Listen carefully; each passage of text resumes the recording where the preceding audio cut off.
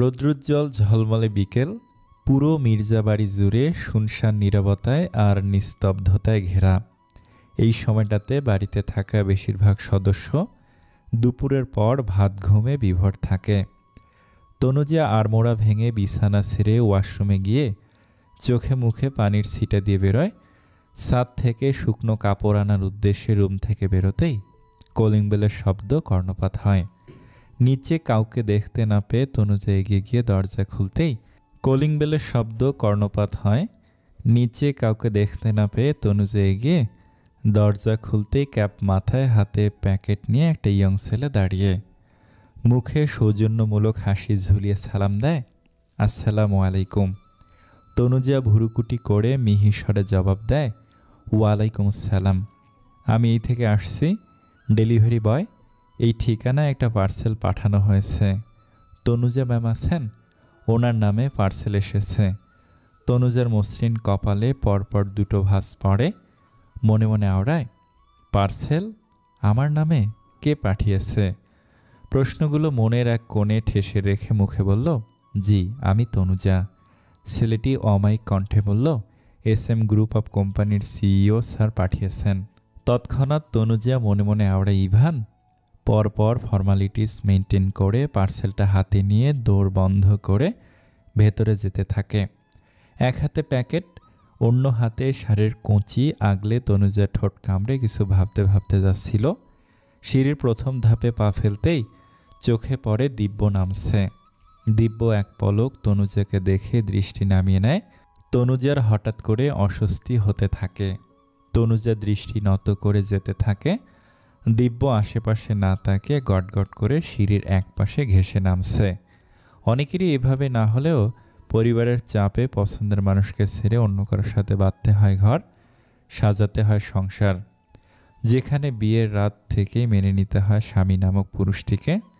অধিকাংশের ক্ষেত্রে ধীরে ধীরে ভালোবাসা জন্মে, ভুলে যায় প্রথম ভালো লাগাকে। পবিত্র বন্ধনে আবদ্ধ হওয়া স্বামী নামক ব্যক্তিটি হয়ে ওঠে সবচেয়ে কাছের আর আপনজন। তনুজা মন থেকে বিয়েটা মেনে নিয়েছে। সে তার জীবনটা স্বামী নামক ব্যক্তিগত মানুষটির সাথে গুছিয়ে নিতে চায়, রাখতে চায় না কোনো পিছুটান। তবু দিব্যর সামনাসামনি হলে কেমন একটা অস্বস্তি হয় ওর। এমন না যে দিব্যর প্রতি কোনো ফিলিংস আর না তো দুর্বলতা এখনও আছে ওর মনে। তারপরও দিব্যর সামনাসামনি হলে অস্বস্তিটা আপনা আপনি এসে হাজির হয়। হয়তো এই অস্বস্তি বোধ সহজে কাটবে না, আজীবনও অস্বস্তিটা যাবে কিনা তনুজা জানে না। ওদিকে দিব্যরও একই অবস্থা। দিব্য নিজের মনকে শাসিয়ে নিয়েছে, বানাতে চেষ্টা করে তনুজা এ বাড়ির বড় বউ, ইভানের বউ, ওর বড় ভাইয়ের বউ। তবুও দিব্য জানে ওরা দুজনে বাকিদের মতো সহজে কখনো হতে পারবে না। না তো তনুজা পারবে, আর না তো দিব্য নিজে পারবে। তনুজার অস্বস্তি, তারপর নিজের অস্বস্তি দূর করতে দিব্যর USA পাড়ি দেওয়ার সিদ্ধান্ত। সামনাসামনি দেখা না হলে দুজনের লাইফে সহজ হবে, এইভাবে যত দ্রুত সম্ভব বাইরে চলে যাওয়ার তোড়জোড় শুরু করেছে দিব্য। সন্ধ্যা পেরিয়ে রাতের আধার নেমেছে অনেকক্ষণ হবে। ইভান কিছুক্ষণ আগে বাসায় ফিরে তনুজাকে রেডি হতে তাড়া দিয়ে নিচে অপেক্ষা করছে। তনুজা বেশ সময় নিয়ে রেডি হয়। বিকালে ইভানের পাঠানো শাড়ি আর হালকা অর্নামেন্টস তার গায়ে। অনেকটা সময় গড়িয়ে যাওয়ার পরেও তনুজা নিচে আসতে না দেখে বিরক্তিতে চ শব্দ উচ্চারিত হয় ইভানের মুখে। এর মধ্যে ঘাড় ঘুরিয়ে তাকাতেই দৃষ্টি আটকায় আলতো পায়ে হেঁটে আসা তনুজার পানে। ইভানের চুজ করা হাফ সিল্কের রেড মেরুন শাড়ি আর ফুল নেক ব্লাউজ তনুজার অঙ্গে প্রত্যঙ্গে, কানে ছোট ইয়াররিং, গলায় পেন্ডেন্ট, মুখে হালকা প্রসাধনীর ছোঁয়া, কোমর সমান ঘন কালো চুলগুলো ছেড়ে দেওয়া। তনুজা এগিয়ে আসতেই আরও স্পষ্ট হয় কৃষ্ণচূড়ার ন্যায় লাল টকটকে লিপস্টিকে রাঙানো ঠোঁট, কাজল কালো দুটো চোখ। কাজল কালো চোখে চোখ পড়তেই আচমকা ইভান নিস্তব্ধ হয়ে যায়। তনুজার চোখ পড়ে শ্যামবর্ণের সুঠামদেহী স্বামী নামক মানুষটির পানে। গায়ে কালো পলো শার্ট, কালো প্যান্ট, ওপরে কালো ব্লেজার। ইভানকে বেশ আকর্ষণীয় লাগছে। দুজনের চোখে চোখ মিলাতেই অদ্ভুত অনুভূতি স্নায়ুতন্ত্রে কড়া নাড়ে ইভানের। কেমন নিস্তব্ধ হয়ে যায় ধূসর চোখ জোড়া। হৃদ শাওরে উচ্ছল ঝড় বইছে ওর। কিছু পল পর তনুজা দৃষ্টি নামিয়ে হালকা কেশে মৃদু স্বরে বলে, সরি, একটু দেরি হয়ে গেল। পরপর সন্দীপ ফিরে পেতে ইভান এলোমেলো দৃষ্টি ফেলে। নিজেকে তটস্থ করে রোল্যাক্স হাত ঘড়িতে সময় দেখে নিয়ে বলল, প্রায় ঘন্টাখানেক হবে ওয়েট করছি, ফাইনালি এলে। আমি তো ভেবেছিলাম তুমি আবার ঘুমিয়ে টুমিয়ে পড়নি তো। না মানে তোমার তো আবার রাত হওয়ার সাথে সাথেই ঘুমিয়ে পড়ার রেকর্ড আছে। তনুজা অপ্রস্তুত হয়। হ্যাঁ, সে খুব ঘুম কাতুরে, তাই বলে সাজতে গিয়েও ঘুমিয়ে যাবে নাকি? আজব। আর মেয়েদের সাজগোজ করতে কত সময় লাগে তা ছেলেরা জানবে কি করে? তনুজা সহসে বলে উঠল, হ্যাঁ, আমি একটু তাড়াতাড়ি ঘুমিয়ে পড়ি, তাই বলে সন্ধ্যা রাতেই নয়। ব্যাপার না, এবার তাহলে যাওয়া যাক। দিদুনকে একবার বলে আসি, এমনিতে লেট হয়ে গিয়েছে। আর বলতে হবে না, আগে থেকেই তো জানে দিদুন। আর দিদুন এতক্ষণ এখানেই ছিল, মাত্র রুমে গিয়েছে। জানে তুমি আমার সাথে যাচ্ছ, আর তুমি কোথাও নাইয়ারে যাচ্ছ না যে ঘটা করে বারবার বলে যেতে হবে। তনুজা সামান্য ঘাড় নাড়িয়ে ঠিক আছে বোঝায়। ইভান ব্যস্ত গলায় বলল, লেটস গো। কারওয়ান বাজারে অবস্থিত ঐতিহাসিক 5 তারকা প্যান প্যাসিফিক সোনারগাঁও হোটেলে এঙ্গেজমেন্ট পার্টির আয়োজন করা হয়েছে। রাতে চতুর্দিকে কৃত্রিম আলোয় হোটেলের পরিবেশটা বেশ জাঁকজমকপূর্ণ হয়ে ওঠে। নজরকাড়ে সৌন্দর্যে তনুজা চোখ ঘুরিয়ে ঘুরিয়ে দেখতে লাগলো। নামিদামি আভিজাত্যপূর্ণ লোকেদের মাঝে তার আনিজি হচ্ছে। বিজনেস পার্টনার সহ পরিচিত সবার সাথে বেশ অ্যাটিটিউড নিয়ে কুশলাদি বিনিময় করছে ইভান। সাথে নিজের স্ত্রী হিসেবে তনুজাকে পরিচয় করিয়ে দিচ্ছে। তনুজা মুখে সৌজন্যমূলক হাসি টেনে রেখে সালাম দিচ্ছে আর কারো কারো প্রশ্নের উত্তর দিচ্ছে। ব্যাস এইটুকুই। আজকে অনুষ্ঠানের মধ্যমণি আর কে গ্রুপের এমডির ছেলে সাজ্জাদ ইভানকে দেখে এগিয়ে আসলো। হ্যান্ডশেক করার জন্য হাত বাড়িয়ে বলল, আরে ইফতিয়ার ইভান যে, হাউ অ্যাবাউট ইউ? ইভান হাত মিলিয়ে বলল, I am well, and you? I am very well. তনুজার দিকে সাজ্জাদ কপাল কুঁচকে তাকাতেই ইভান ঠোঁট প্রসারিত করে বলল, মাই মিসেস। ও বলে পরপর হাত বাড়িয়ে দেয়। হ্যালো ভাবি, আই এম সাজ্জাদ তালুকদার। ইভানের ভেতর কেমন জেলাসি ফিল হয়, রাগে কপাল টানটান হয়। মনটা খুব করে চাইছে তনুজা যেন করমর্দন না করে। ইভান 2 হাত প্যান্টের পকেটে গলিয়ে শটান দাঁড়িয়ে কপাল গুটিয়ে তনুজার দিকে চেয়ে। তনুজা জোর করে ঠোঁটের কোণে হাসি ফুটিয়ে বলল, hello, I am Faristanur Tanuja. Sajjad হাতটা গুটিয়ে নেয়, মনে মনে অপমানিত বোধ করে সে। ওই তো তার উডবি পরিচিত অপরিচিত কতজনের সাথেই নির্দ্বিধায় হাত মেলাচ্ছে। পরপর মুখে হাসি টেনে বলল, nice to meet you. Tanuja বিনিময় সৌজন্যমূলক হাসার চেষ্টা করল। সাজ্জাদ মুখে হাসি টেনে ইভানকে উদ্দেশ্য করে বলল, মিস্টার ইভান, এটা কিন্তু মোটেই ঠিক হয়নি। না জানি লুকিয়ে বিয়ে করে নিয়েছেন, দাওয়াত মিস করে গিয়েছি। ইভান আলতো হেসে অপ্রস্তুত হয়ে বলে, আসলে হঠাৎ করেই, তবে ব্যাপার না, সামনে বড় করে আয়োজন করা হবে, তখন দাওয়াতটা উসুল করে নেবেন। অপেক্ষায় থাকলাম। ইভান বিনিময়ে মেপে স্বল্প হাসল। সাজ্জাদ ফের বলল, mister Iftiar Ivan, enjoy the party. ওদিকে আমায় ডাকছে, আসছি, শিওর। ইভান সন্তুষ্ট চাউনিতে তনুজার দিকে তাকায়। এখানে উপস্থিত অধিকাংশ মেয়ের ড্রেস আপে মার্জিত নয়। শাড়ি পরা মেয়েদের পেট পিঠ বেরিয়ে আছে। অথচ ইভান খেয়াল করল তনুজার পেট পিঠ কত সুন্দর ঢাকা, সুন্দর করে পিন আপ করা। অপরিচিত সবাই, তারপর সম্পূর্ণ ভিন্ন পরিবেশ। তনুজার অস্বস্তি বুঝতে পেরে তনুজার দিকে ঝুঁকে ফিসফিসিয়ে বলল, ইভান, অস্বস্তি হচ্ছে তোমার? কষ্ট করে একটু মানিয়ে নাও প্লিজ, তাড়াতাড়ি চলে যাব। নার্ভাস ফিল করিও না, আমি আছি তো। ইভানের ভরসার বাণী নিমেষেই তনুজার অস্বস্তি অনেকটাই কমিয়ে দেয়। তনুজা সন্তুষ্ট চিত্তে আওড়ায়, সমস্যা নেই, ঠিক আছি। নিরিবিলি স্পেসের কর্নারের টেবিলে চেয়ারে বসে আছে তনুজা। বিভিন্ন রঙের লাইটিংয়ে ফকফকা পরিষ্কার চতুর্দিক। লোকজনে গমগম করছে, সাথে হালকা মিউজিক বাজছে। ইভানের একটা কল আসে, কথা বলতে মাত্রই একটু ওদিকে গিয়েছে। এর মধ্যে টেবিলের ফাঁকা চেয়ারে ওয়েস্টার্ন পোশাক পরিহিত একটা মেয়ে এসে বসল। ওয়েটারকে দেখে কিছু বলতে মিনিট খানেকের মধ্যে রঙিন পানীয়র ট্রে হাজির। মেয়েটি পায়ের ওপর পা তুলে বসে ফোন স্ক্রল করছে আর কাঁচের গ্লাসে থাকা পানীয় খেতে থাকে।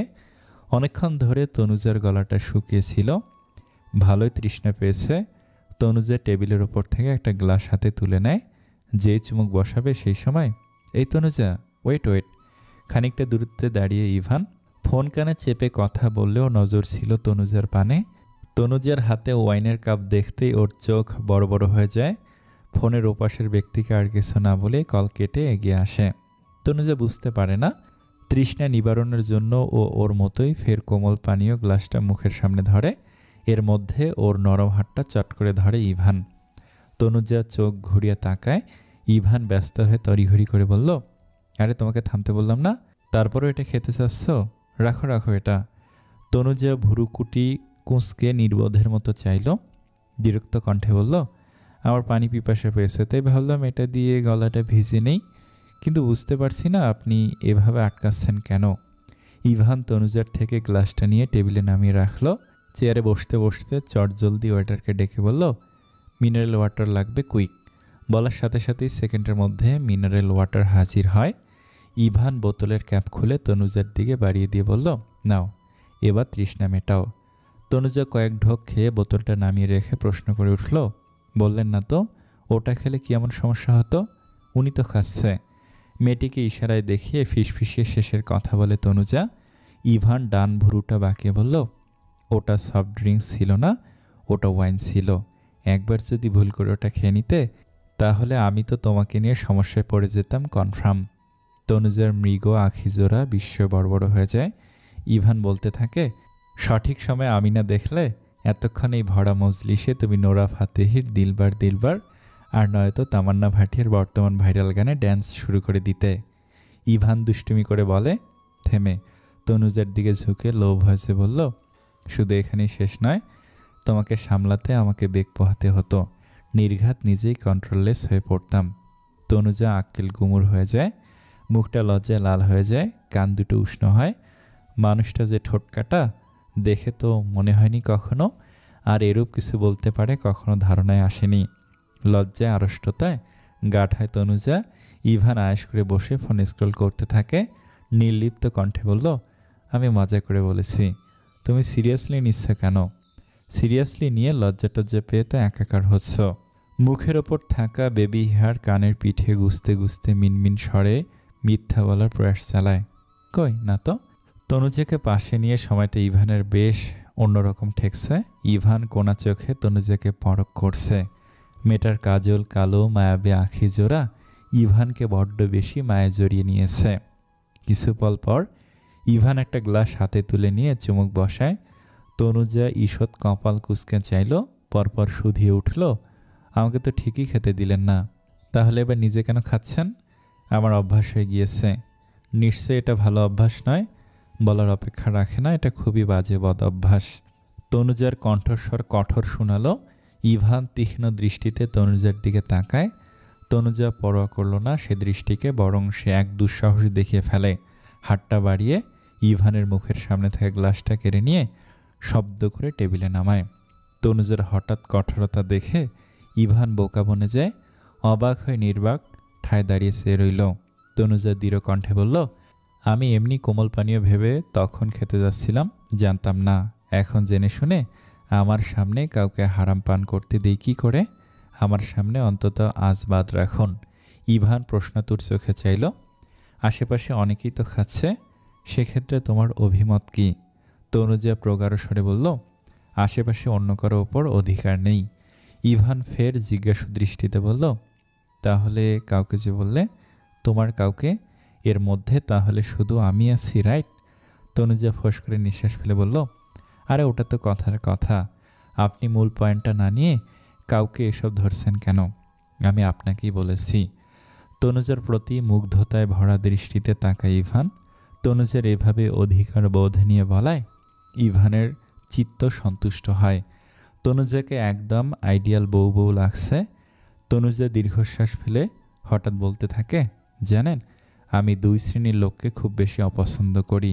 শুধু অপছন্দ বললে ভুল হবে, আমি ঘৃণা করি তাদেরকে, খুব বেশি ঘৃণা করি তাদের, যারা পরকীয়া করে আর যারা নেশা করে তাদেরকে। যদিও এই দুটো খারাপ কাজ ওই একই মানুষের মধ্যেই বিদ্যমান থাকে বেশি। ইভান সহসাই বলে ওঠে, তাহলে তো তোমার ঘৃণার তালিকায় আমিও আছি।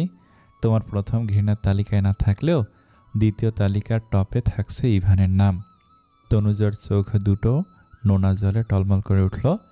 ভারী স্বরে বলল, সরি, আমি ওভাবে বলতে চাইনি। তবে সত্যি আমি এসব পছন্দ করি না। আর শুধু আমি কেন, একজন বিবেকবান মানুষ কেউই হারাম কোনো কিছুর সাপোর্ট নিবে না। কোনো কারণে হতাশ হলে, ডিপ্রেশনে আক্রান্ত হলে তাকে বাজে নেশে আসক্ত হতে হবে। খারাপ দিয়ে কখনো ভালো হয় না, কখনোই না। এতে নিজের শরীরের ক্ষতি হয়, সাথে আত্মা কুলুষিত হয়। তাই প্লিজ রিকোয়েস্ট করব, আপনি হারাম পান করা ত্যাগ করুন। ইভান নিষ্প্রভ চাহনিতে চেয়ে রয়। তনুজের অধিকার বোধ নিয়ে বলা কথাগুলো ইভানের কাছে বেশ ভালো লাগলো। সাফাই গাওয়ার জন্য টু শব্দ বেরোলো না। চুপ থেকে প্রতিটি যুক্তিযুক্ত কথায় নীরব সম্মতি দেয়। একটা মেয়ের জন্য একটা ছেলে যেমন উচ্ছিন্নে যেতে পারে, আবার ঠিক একটা ভালো গুণসম্পন্ন মেয়ের সহচার্যে ভালো হতে পারে। বাজে নেশা কাটানো সহজ হয়। ওই যে ভালোর মধ্যে জাঁকজমক পূর্ণতা না থাকলেও থাকে এক টুকরো প্রশান্তি। আজকাল তনুজা আশেপাশে থাকলে ইভানের মনে প্রাণে এক ফালি স্নিগ্ধ শান্তি প্রশান্তি অনুভব হয়। ডিনার করে বাড়ি ফিরতে ফিরতে রাত 10টা পেরিয়ে যায়। ঘড়ির কাঁটা এখন 11টার ঘর সুই সুই। তনুজা বিছানাটা ঝেড়ে নেয়। পরপর বালিশগুলো ঠিক করে সোজা হয়ে দাঁড়াতেই চোখ পড়ে ইভানের দিকে। ইভান ফোন স্ক্রল করতে করতে রুমে ঢুকছে। এতক্ষণ বোধহয় ছাদে ছিল। এতক্ষণ রুমে না দেখে তনুজা কিছু ভেবে বসে। তাই তো চটজলদি মুখ ফসকে বলে ওঠে, আপনার বোধহয় হাঁসফাঁস লাগছে। ইভান কপাল কুঁচকে তনুজার দিকে তাকায়। ডান ভুরু উঁচিয়ে শোধায়, মানে হাঁসফাঁস লাগবে কিন্তু কেন? এই যে আজকে আমার জন্য আপনার অতি প্রিয় শরাব পান করতে পারলেন না, তাই অস্থিরতায় তো আজ আপনার ঘুমিয়ে আসবে না। তনুজা ব্যঙ্গ করে বলে।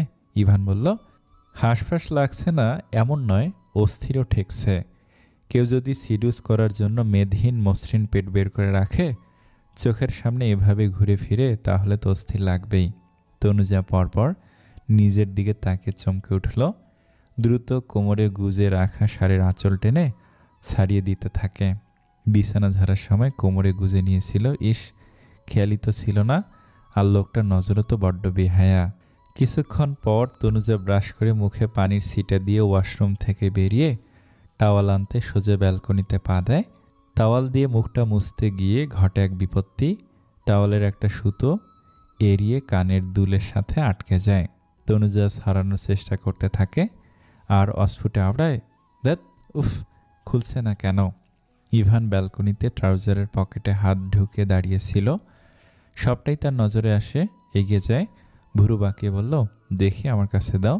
এভাবে টানা হেঁচড়া করে কাজের কাজ কিছুই হবে না, শেষমেশ কানটাকে ক্ষত করে ছাড়বে। তনুজা স্তব্ধ বিমূঢ় হয়ে চেয়ে রয়। পরপর নিজের হাত দুটো সরিয়ে নেয়। ইভান মনোযোগ সহকারে আলগোছে সুতোটা ছাড়াতে থাকে। থেকে থেকেই ইভানের হাতের স্পর্শ তনুজার সফট গাল ছুঁয়ে যাচ্ছে। সেকেন্ডের ছোঁয়াতেই তনুজার কেমন হাঁসফাঁস লাগছে। ইভান সুতোটা ছাড়িয়ে পূর্ণ দৃষ্টি দেয় তনুজার মুখশ্রীতে।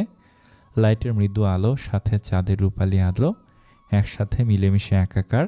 সেই আলোতে তনুজার মুখটা ভীষণ স্নিগ্ধ মোহনীয় লাগছে। এই যে তনুজার কাজল লেপটানো চোখের ঘন পল্লব কেমন থেকে থেকেই কাঁপছে। এই দৃশ্যটা ইভানের কাছে যে কি ভালো লাগছে, ইভানকে বড্ড সম্মোহিত করছে। তনুজার মুখের উপর থাকা বেবি হেয়ারগুলো আচমকা এক হাত দিয়ে কানের পিঠে গুজে দেয় ইভান। তনুজার বুকটা ধরফর করতে থাকে। ইভানের দৃষ্টি বড্ড শান্ত স্থির আর সমুদ্রের ন্যায় গভীর। এই চোখ দুটোতে তনুজা চোখ রাখার সাহস পাচ্ছে না। মনে হচ্ছে এই গভীর চোখ জোড়ায় সে হারিয়ে যাবে। তনুজা পরপর দৃষ্টি নত করে নিল। ইভান লম্বা শ্বাস টেনে নিয়ে ঠান্ডা গলায় বলল, তনুজা, আমার তোমাকে কিছু বলার আছে। তনুজা না তাকিয়ে মিহিস্বরে প্রত্যুত্তর দেয়, তনুজার কাঁধের ওপর দিয়ে একটা হাত রেলিংয়ে রাখে ইভান। অপর হাতটা ট্রাউজারের পকেটে গলিয়ে তনুজার দিকে মাথা ঝুঁকে বলল, আমি জানি না আমার সম্বন্ধে তোমার কিরূপ ধারণা, তবে আমার মনে হয় আমার ব্যাপারে তোমার পজিটিভ ধারণার থেকে নেগেটিভ ধারণাই বেশি। এই যে আমি ড্রিঙ্ক করি, তারপর আমার একটা অতীত আছে, যে কোনো মেয়েই জেনে শুনে এরূপ পুরুষকে সহজে মেনে নিতে কষ্ট হবে। তবে বিশ্বাস করো, আমি আমার অতীতকে ঘৃণা করি আমার রুচিকে। সৌন্দর্যের মোহে পড়ে তৃষাকে বিয়ে করার জন্য উতলা হয়েছিলাম, ইভেন ভালোবেসেছিলাম। তবে ওই মেয়ে নিজের আসল রূপ দেখানোর পর আমার মোহ ভ্রম ভাঙে। ওই নামটা মুখে আনতেও আমার ঘৃণা হয়। নিজের বাবাকে একজন নারীর কাছে প্রতারিত হতে দেখেছি। তারপর যখন নিজেও একটা মেয়ের কাছে ঠকলাম, তখন আমি ডিপ্রেশনে চলে যাই। একাকিত্বকে সঙ্গী করে মানসিক যন্ত্রণা কমাতে হাতে ওয়াইন উঠে আসে। তবে এটা ক্ষণিকের জন্য মস্তিষ্ককে শান্তি দেয়, ক্ষণিকের জন্য হতাশা থেকে দূরে রাখে, কিন্তু মানসিক কষ্ট সেটা রয়েই যায়। থেমে তনুজার চোখে চোখ রেখে বলল, তৃষার থেকে প্রতারিত হওয়ার পর থেকে আমার ভেতর মেয়ে জাতির উপর ঘৃণার সৃষ্টি হয়। মনে হতো পৃথিবীর সব মেয়ে সমান, দিন শেষে সবারই একই রূপ বেরোয়। এতটা ঘৃণা থাকা সত্ত্বেও কেন জানি আমি তোমার প্রতি দুর্বল হয়ে পড়লাম। সেই প্রথম থেকেই তোমার প্রতি কঠোর হতে চেয়েও আমি কঠোর হতে পারিনি। তোমার মায়াবী মুখ, তোমার স্বচ্ছ টলটলে দুটো চোখের দিকে তাকালে আমি কেমন দুর্বল হয়ে পড়ি। চেয়েও পারিনি কঠোরতা বজায় রাখতে। একটা মেয়ে যেমন আমাকে কঠোর বানিয়ে দিয়েছিল, ঠিক তেমনি আর একটা মেয়ের সংস্পর্শে এসে আমার কঠিন পাথরের হৃদয়টা বরফের ন্যায় গলতে শুরু করে। জানি না আমি তোমার জন্য কতটা পারফেক্ট, তারপরও তোমার কাছে আমার একটাই চাওয়া থাকবে, প্লিজ কখনো ছেড়ে যেও না, কখনো ঠকিও না। আমি সব মানতে পারবো, তবে ঠকে গেলে আমি এবার একদম নিঃশেষ হয়ে যাব। তনুজার চোখ দুটো টলমল করে উঠল। ইভানের কথাগুলো তনুজার রুহু অবধি কাঁপিয়ে দিচ্ছে। তনুজা কাঁপা কাঁপা গলায় থেমে থেমে বলল, ইভান, আপনার সম্বন্ধে যতটুকু জানি আমি তাতে নিঃসংকোচে বলতে পারি, আপনি মোটেই খারাপ নন। আই রিপিট, আমি জানি আপনি খারাপ নন। আপনার প্রতি আমার কোনো নেগেটিভ ধারণা নেই। সময় পরিস্থিতি মানুষকে বদলে দেয়, ঠিক তেমনই মাঝখানে আপনিও বদলে গিয়েছেন। তবে আপনার ভেতর মনুষ্যত্ব আছে, একটা সুন্দর মন আছে যা সবারই নেই। একটু থেমে ঢোক গিলে ফের বলে তনুজা, ইভান, আমারও আপনাকে কিছু বলার আছে। ইভান তনুজার কথায় দাড়ি টেনে নেয়, পরপর নিজে বলে উঠল, তনুজা, আমার জীবনের শুরুতে তুমি না থাকলেও আমার জীবনটা তোমাকে দিয়ে শেষ করতে চাই। আমার মন মস্তিষ্কে তোমার একা রাজত্ব চলবে। আমার হৃদয়ে শুধু তুমি বসবাস করবে, সেখানে অন্য কারো ছায়াও থাকবে না। তনুজা, আমি তোমাকে বিশ্বাস করি, ভরসা আছে তোমার প্রতি। এই বিশ্বাস আর ভরসা আজীবন রাখার দায়িত্ব তোমার। আচমকা ইভান তনুজাকে জড়িয়ে ধরে। তনুজার দু চোখে পানি টলমল করছে, মুখ দিয়ে কথা বেরোচ্ছে না। তনুজার একটু ভয় হলেও ওর ভেতরের সত্তা সাহস যোগায়। ও তো জানে ইচ্ছায় কখনো ইভানকে ঠকাবে না, তাই ও আমৃত্য পারবে এই বিশ্বাসের মর্যাদা রাখতে। ইভান শক্ত করে আলিঙ্গন করে। তনুজার দেহ বরফখণ্ডের ন্যায় হিমশীতল হয়ে আসে। কিছু পল পর তনুজাকে ছেড়ে সোজা হয়ে দাঁড়ায় ইভান। তনুজার নরম তুলতুলে গালে এক হাত রেখে বলল, জানি না তোমার মাঝে কি এমন আছে, তবে তুমি আশেপাশে থাকলে আমার মনে প্রশান্তি বয়ে যায়, কেমন শান্তি শান্তি অনুভব হয়। আমার জীবনের শূন্যতার খাতায় পূর্ণতার আরেক নাম তনুজা। আই প্রমিস, আমার জীবনের গল্পে তুমি কখনো অপ্রিয় হবে না। ইভান কথাটা শেষ করে তনুজার কপালে অধর ছোঁয়ায়। তনুজার সমস্ত শরীর শিরশির করে ওঠে, বারে বুকের কাঁপুনি, দূর দূর থেকে ডিপ ডিপ শব্দ তুলে কেঁপে ওঠে বুক। ইভান এক হাতে তনুজার কোমর পেঁচিয়ে ধরে, অন্য হাতটা তনুজার মাখনের মতো নরম গালে রাখে। তনুজার শুষ্ক ওষ্ঠজোড়া তিরতিরিয়ে কাঁপছে। ইভানের পুরুষালী মনকে যা নাড়া দিয়ে যাচ্ছে। ইভান ঘোর লাগা দৃষ্টিতে পলক্ষীন চেয়ে আছে তনুজার মায়াবী মুখবিররে। তনুজার নিঃশ্বাস ক্রমশ ভারী হয়ে আসছে। ফাঁকা ঢোক গিলে নেয় ও, পরপর জিভ দিয়ে ঠোঁট ভিজিয়ে কোনো রকমে অস্ফুট স্বরে বলল, ইভান ছাড়ুন। ইভানের কানে কথাটা গেল কি না গেল বোঝা যায়নি। সে ঘোর থেকেই তনুজার ঠোঁটে ঠোঁট ডোবায়। তনুজা খিঁচে চোখ বন্ধ করে নেয়, খামছে ধরে ইভানের বাহুর কাছের টি শার্ট। জীবনের প্রথম পুরুষালী স্পর্শ, অজানা অনুভূতি। শিরশির করে ওঠে তনুজার পুরো কায়া। ইভান মত্ত তার কাজে। মিনিটখানেক পরে ছাড়া পেতে তনুজা বড় বড় শ্বাস নিতে থাকে। ইভানের হাত তখনও তনুজার গালে, স্থির রেখেই কপালে কপাল ঠেকায়। তনুজার চোখ বন্ধ, সেই চোখে তাকে ইভান আলতো হাসে। বাম হাতের বৃদ্ধাঙ্গুল দিয়ে ঠোঁট মুছতে মুছতে বলল, সরি, শরাবের ঘাটতি মেটালাম। রোজ রোজ এমন হালাল মিষ্টি ন্যাচারাল শরাব পেলে কেমিক্যাল শরাব ত্যাগ করা ব্যাপারই না। তনুজা লজ্জায় চোখ মেলে চাইতে পারল না। অস্বস্তি আর আড়ষ্টতায় একসাহায়ও। বড়দের ব্রেকফাস্ট অনেকক্ষণ আগেই শেষ হয়েছে। নীতি আর নৃত্য দেরিতে জেগে মাত্র ডাইনিংয়ে আসলো। নীতি চেয়ার টেনে নেয়। ঝুঁটি বেঁধে রাখা চুলগুলো কাঁধের ওপর দিয়ে সামনে দিয়েছিল। পরপর এক হাতে চুলগুলো বাড়ি মেরে পিছনে দিতেই হাউস শব্দে চমকে ওঠে নীতি। ঘাড়টা কিঞ্চিত ঘোরাতে হকচকায় ভরকে যায়। নখ কামড়ে ধরে ভীতু সন্ত্রস্ত মুখ করে অসহায় চোখে চাইল ও। যেখানে বাঘের ভয় সেখানে সন্ধ্যা হয়। দিব্য এক আঙ্গুলে নাক ঘষে মোটা মোটা চোখে তাকিয়ে নীতি নখ কামড়ে ধরে বলল, সরি, দেখিনি। আর আমার কি দোষ? তুমি তো আমার পিছনে ছিলে, তাই তো চুলগুলো বাড়ি দিতে তোমার মুখে পড়ল। আমি তো আর জানতাম না তুমি আমার পিছু পিছু ঘুরঘুর করছ। সকালবেলায় মেজাজটা চৌড়িয়ে দেওয়ার জন্য বাড়িতে একটা ফাজিল আছে। দিব্য মনে মনে এটা বলে।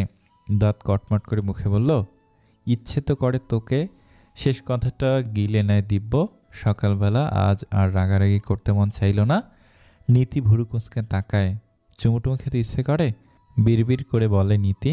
দিব্য জল ঝুলিয়ে জিজ্ঞেস করলো, কিছু বললি? নীতি ভদ্রমের মতো তরির দুদিকে ঘাড় নাড়িয়ে বলল, কই না তো। দিব্য ফোঁস করে নিঃশ্বাস ফেলে চেয়ার টেনে বসল। বাড়ির সদস্যরা বেশি সময় লেট লতিফ।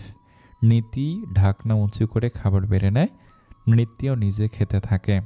দিব্য ব্রেড আর জেল এগিয়ে নেয়। খাবার খেতে খেতে নৃত্য হঠাৎ বলে উঠল, এরে আপু, তোমাকে তো একটা কথা বলতেই ভুলে গিয়েছি। নীতি উৎসুক হয়ে বলল, কি? দিব্য ব্রেডে বাইট দিয়ে বিরক্তি চোখে তাকায়। এই হয়েছে দুই বোন, বয়সে বেশ ব্যবধান থাকলেও দুজনের বেশ সখ্যতা। সারাক্ষণ গুজুর গুজুর ফুসুর ফুসুর করতেই থাকে।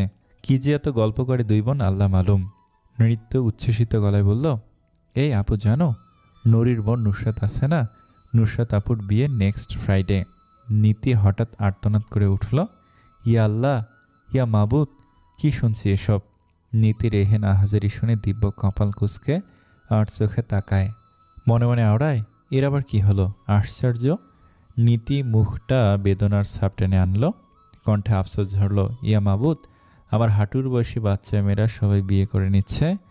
আবার আমার বান্ধবীর অনেকের তো বিয়ে থা করে বছরে বছরে বাচ্চা কাচ্চা জন্ম দিয়ে হেট্রিক টেট্রিক করে একাকার। আর এদিকে আমি এখনও পিওর সিঙ্গেলই রয়ে গেলাম, একটা প্রেমও করতে পারলাম না। ইয়া মাবুদ, এই বিরহ আমি কোথায় রাখি? দিব্য পানি খাচ্ছিল।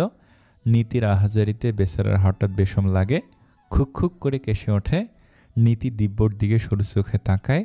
দিব্য নিজেকে স্বাভাবিক করে দাঁত কিরমিরিয়ে তাকায়। ওদিকে নৃত্য আবার সুর টানল, তুমি তো বিয়ে করতে চাচ্ছ না। মামা তো তোমাকে ওই ডক্টর ভাইয়ের সাথে সেদিন রেস্টুরেন্টে দেখা করতে বলল, তুমি কাট না করে দিলে। তবে পিক দেখে আমার কিন্তু ডক্টরটাকে বেশ ভালোই লেগেছে।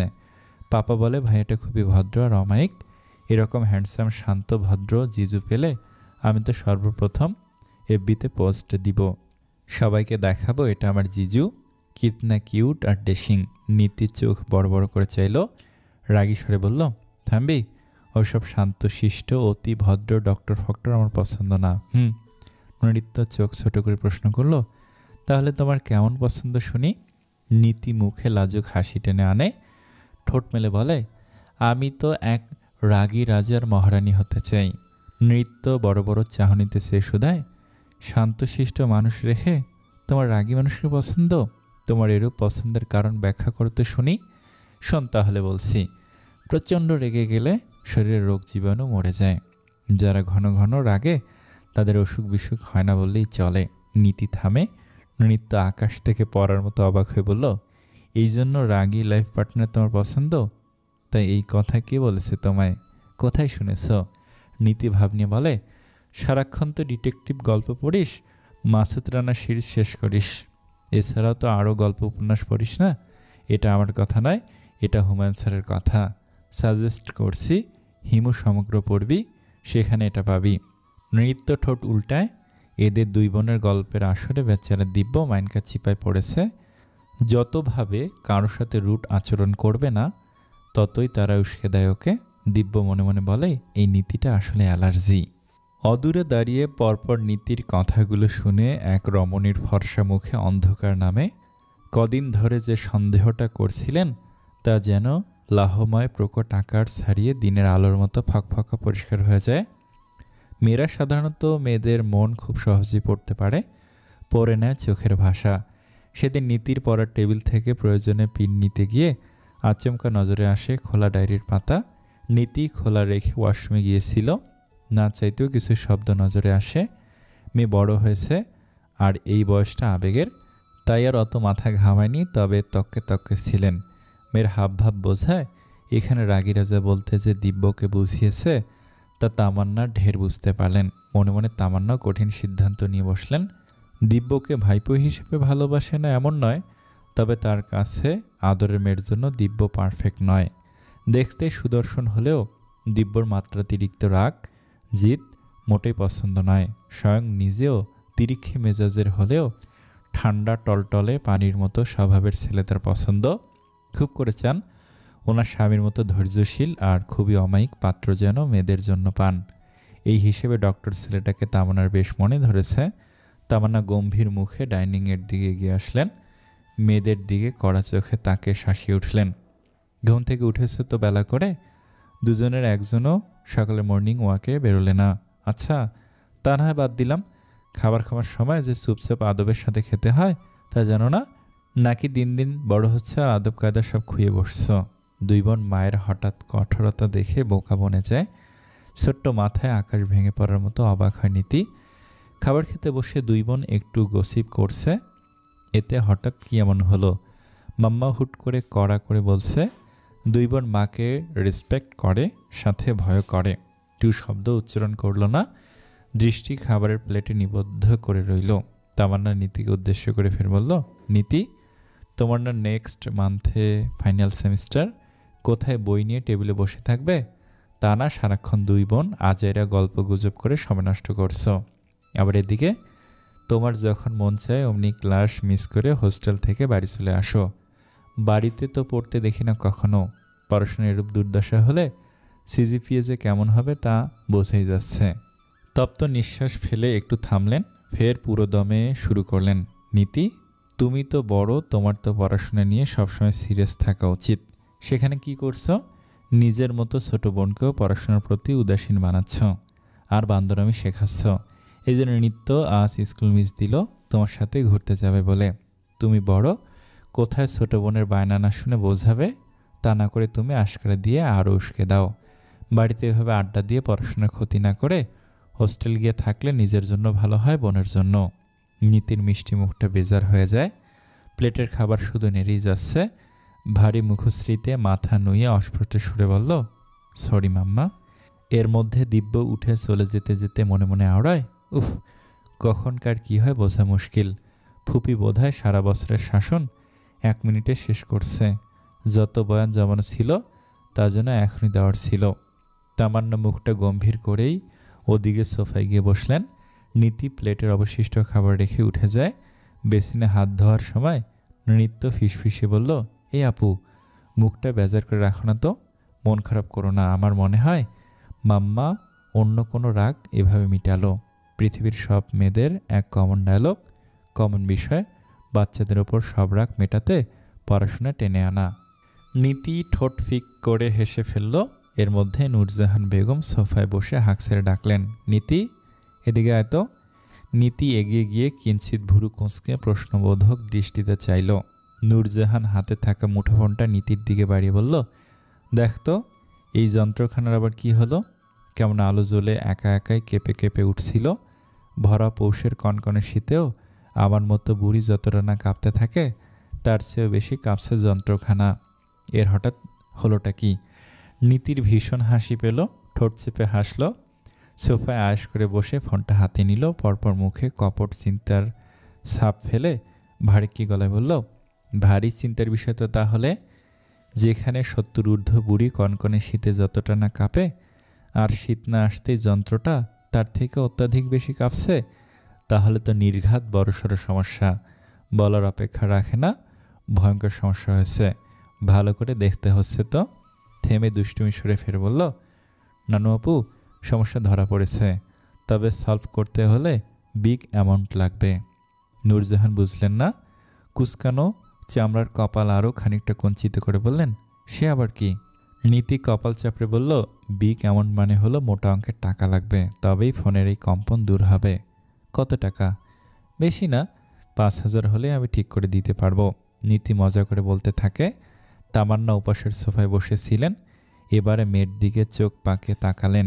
নূরজাহান এক হাতে নীতির কান চেপে ধরে বললেন, ফাজলামি বন্ধ করে ঠিক করে দে। কি ভেবেছিস বুড়িটা একেবারেই জানে না, বোঝে না? আরে আমার এই যন্ত্রখানার দামও তো 5,000 টাকা নয়। নীতি ঠোঁট মেলে হাসলো, বলল, সে দাম যাই হোক, নাতনি ঠিক করে দিচ্ছে, সেই জন্য হলেও তো বকশিস দিতে হয়। বাটন ফোনটা চাপ লেগে ভাইব্রেশন হয়ে গিয়েছিল। নীতি বেছে বেছে সুন্দর একটা রিংটোন সেট করে দিতে থাকে। নূরজাহান স্বল্প হাসলেন, বললেন, যা বকশিস পাচ্ছিস, তোদের দুই বোনের আজকের কেনাকাটার টাকা আমি দিচ্ছি। নীতি স্মিত হেসে বলল, আমি এমনি মজা করে বলেছি, লাগবে না নানু আপু, পাপা টাকা দিয়েছে, এগুলো দিয়েই কিনে শেষ করতে পারবো না। তোর পাপার দেওয়া টাকা রেখে দে, আরেকদিন করিস, আজ আমারটা দিয়েই কর। আর শোন, আমি বেশি করে টাকা দিয়ে দেব, তোদের কেনাকাটা করার সময় নাত বউয়ের জন্য কিছু কিনে আনিস। আমি তো বুড়ি হয়েছি, বিষ ব্যথায় কোথাও যাইতেও পারি না, তাই শখ আহ্লাদ করে নিজে পছন্দ করে তোদের জন্য কিছুই দিতে পারি না। যাই হোক, তোরা নিজেরাই পছন্দ করে কিনে নিস। নীতি ফোনটা নানুর দিকে বাড়িয়ে ভাব নিয়ে বলল, নানু আপু, আমি চাকরি পেলে প্রথম মাসের স্যালারি দিয়ে তোমাকে একটা স্মার্টফোন গিফট করব। তোমাদের সেই স্মার্টফোন চালানোর জন্য আমাকে একটা মানুষ ভাড়া করে রাখতে হবে তো।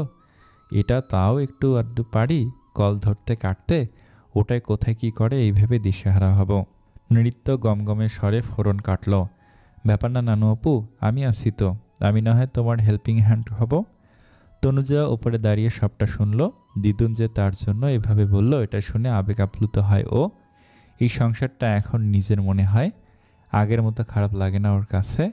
একটা জায়গায় শুধু অস্বস্তি, তাছাড়া স্বপ্নের মতো সাজানো গোছানো পরিপূর্ণ একটা সংসার, যা প্রত্যেকটা মেয়েরই চাওয়া থাকে।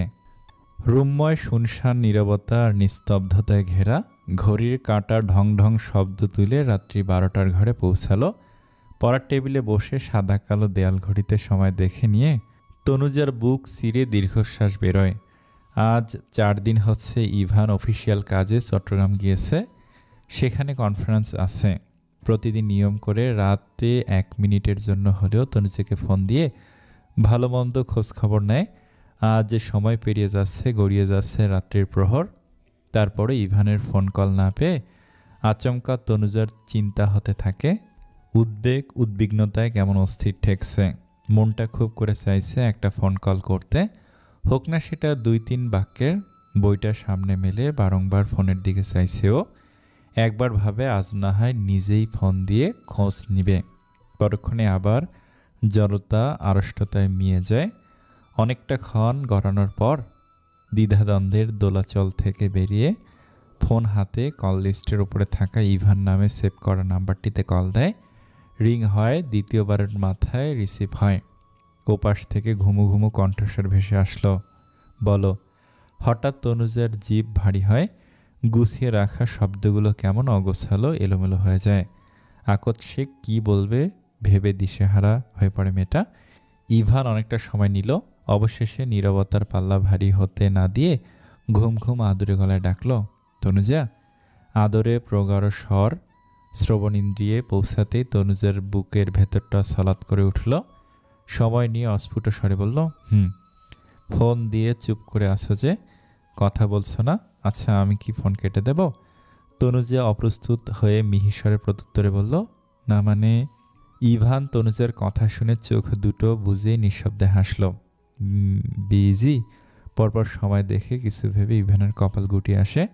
উদ্বিগ্ন গলায় শুধায়, রাত 1টা বাজতে চলল, এখনো ঘুমাওনি? শরীর খারাপ লাগছে নাকি দুঃস্বপ্ন দেখেছ?